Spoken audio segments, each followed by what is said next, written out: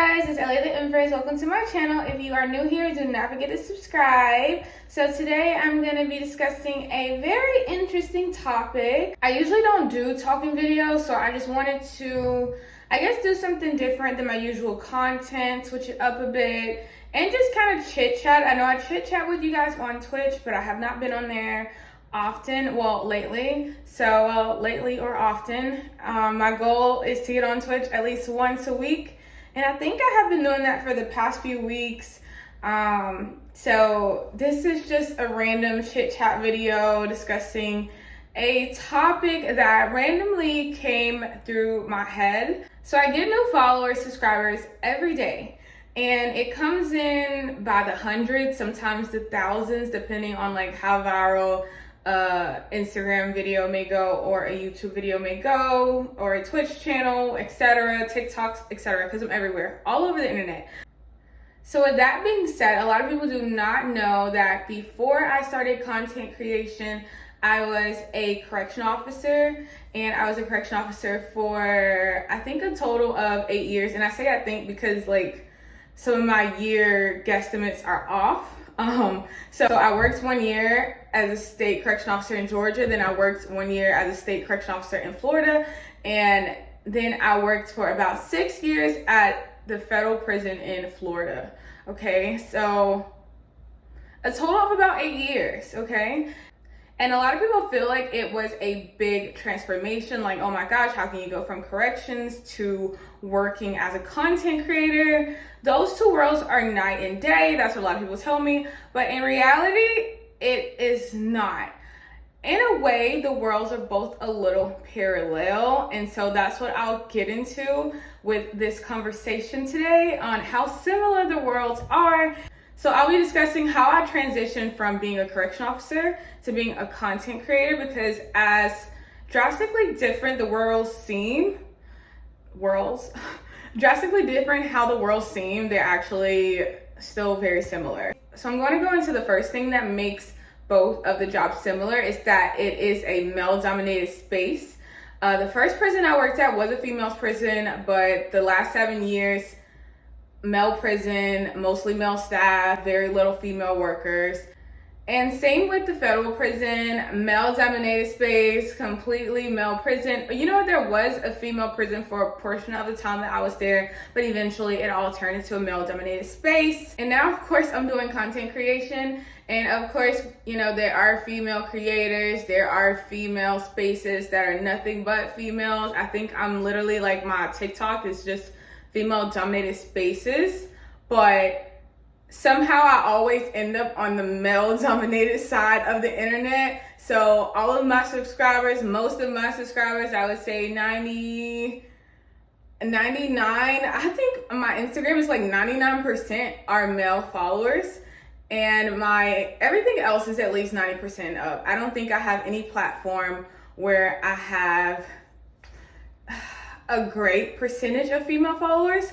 So this is still male-dominated space. Although I am outside of the prison, somehow I ended up back into like a male-dominated world. So back in a male-dominated space. And I'm not saying it like it's a bad thing. It's just that I worked a lot with men in the past, and then still I'm in a male-dominated space somehow. As big as the internet is, I still work around men somehow.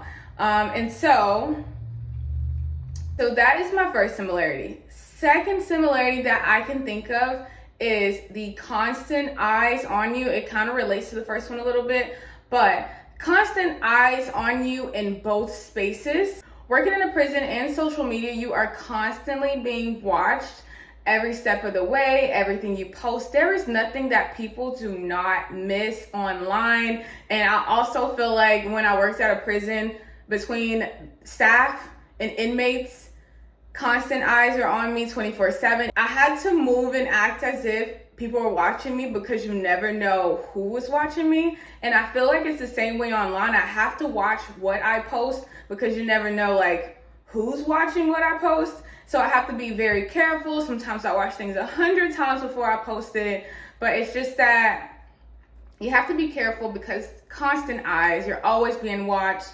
Someone can always dig something up. And I feel like this is kind of the same thing when I worked at a prison, that eyes are just on me all the time. The third thing, and the reason why I feel like I do very well in this job with content creation online, are boundary pushers. People love to push your boundaries. If you're a female working in a prison, people will push those boundaries all day, push them as much as they want. They will be testing your boundaries, trying to see what they can get away with, trying to see like some way how they can bend the rules. It doesn't matter. Like, they will be pushing your boundaries. And I deal with the same thing online literally every day. I'm always getting asked certain questions about things that I like people may want me to do, or things that I'm comfortable with. People are gonna try to like send me ideas of something like a million times that completely crosses my boundaries, just to see if I can bend at certain things. And it reminds me a lot of like working in the prison, to where I just have to say no. Like, it's not gonna happen. Just like, you know, try something else, try someone else, because it's not gonna be me. So yes, boundary pushers is number 3.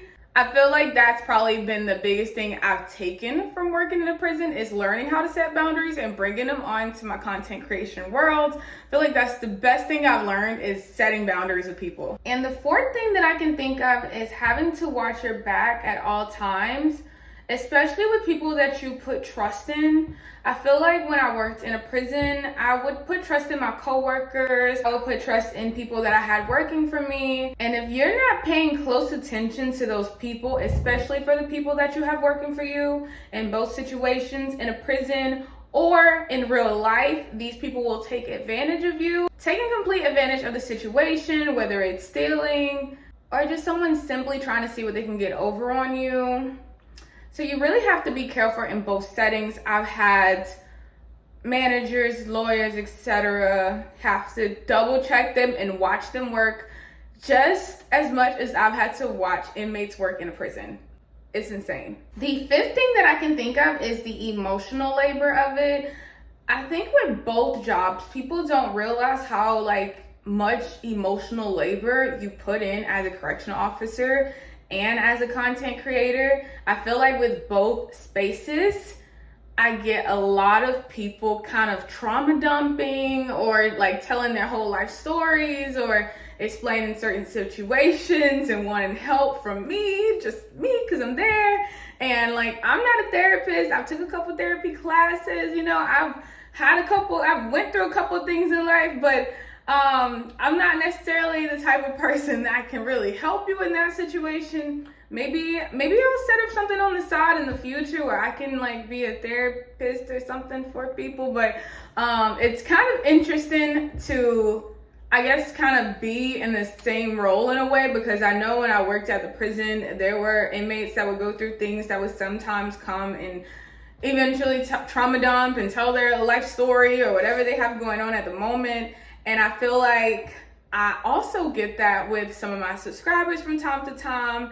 And not like it's a problem, but like I'm so bad at advice, and I would hate to give someone the wrong advice, because like, you know, sometimes my advice doesn't work for me. So I would never want to be the person giving out bad advice. So you can come to me, but come with caution, okay?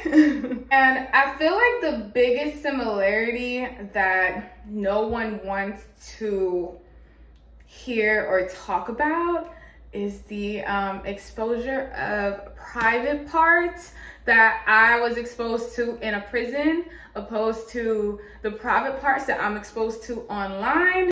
You know, when I worked in a prison, masturbation is common. Men would masturbate in their cells. Sometimes they would try to get your attention so you could see it. Sometimes they would like surprise you. You'd be walking and counting, and there they are, but naked, standing on their cell. So you kind of had to see a bunch of things, which was very involuntary. Like I didn't volunteer to see it. So I feel like in a prison, you definitely had to see it. Yeah, you kind of have to see it if they showed it, you know. But online, I feel like I get to control it a little bit more. Yeah, I definitely don't open a lot of DMs, and of course on a lot of social media sites you can't send those kind of DMs, etc. So Thank you, Jesus. So at least with that similarity, it turns into a profit for me. So that's a good similarity. That's my little TED Talk for today. That was just one random subject I thought about, and I was like, you know what? I should make this into a YouTube video. I felt like it was kind of interesting. A lot of you know I've worked in a prison before, and if you did not know, then you should check out my Q&A. I know it's really long.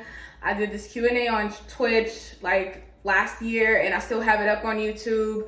But it covers like most of my time working in a federal prison. It covers all the questions. This was just something different, how I wanted to try to like make the two worlds collide a little bit. Let's see. I feel like I've covered most of the things that I can think about right off the top of my head. And I feel like I covered a couple good things today. Let me know some more video topics to talk about. I like discussing like my former time working as a correction officer. I like discussing content creation too. I'm not the biggest chatter, but I am trying to make more talking videos. It's just kind of hard. Like even with this video, I'm gonna edit it like 100 times just from like me not pronouncing words correctly, etc. Maybe if I can get myself in front of the camera just talking like this, maybe I can become more natural. And so I feel like I have gotten better from like 4 years ago when I started making YouTube videos to now. So maybe I am entering my talking era on YouTube. I hope so. I hope this can be a good talking video. Let's see how it works. Let me know how I can improve. I don't know if me being in the bathroom even helps. I probably won't be back in this bathroom. The lighting was just really good. But yeah, that's all I have. I learned a lot from both. I learned a lot from working in the prison. I learned a lot from, you know, working as a content creator. I've done content creation now for about 4 years. And I did them both at the same time for about a year. And then I left my job to pursue content creation full time. But as you guys see, some of the things that I learned there, I use here. So that's actually great. And yeah, I feel like in a way it helped prepare me for content creation. So thank you guys so much for watching. If you would like to see more from me, please check out my Linktree link below. And like always, do not forget to like, comment, and subscribe. Thank you guys so much.